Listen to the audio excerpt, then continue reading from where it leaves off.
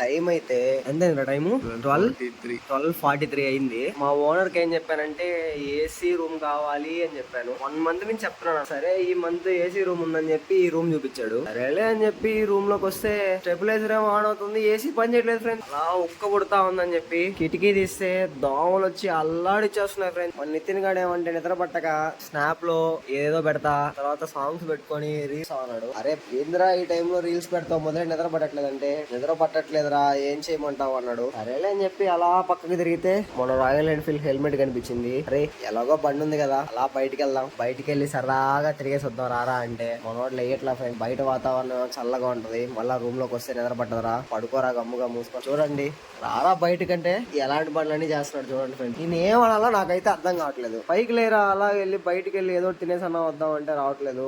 మా పరిస్థితి ఏం అర్థం కావట్లేదు, అసలు నిద్ర పట్టట్లేదు. మీరు ఎవరైనా చెన్నైకి వచ్చే ఉద్దేశం ఉంటే అసలు రాకండి ఫ్రెండ్స్, నిజంగా చెప్తున్నాను. చాలా వేడి అంటే చాలా వేడి. ఇప్పుడు ఇలా ఉందంటే ఇంకా మేకి ఏమైపోతుందో నాకైతే అర్థం కాదు ఫ్రెండ్స్.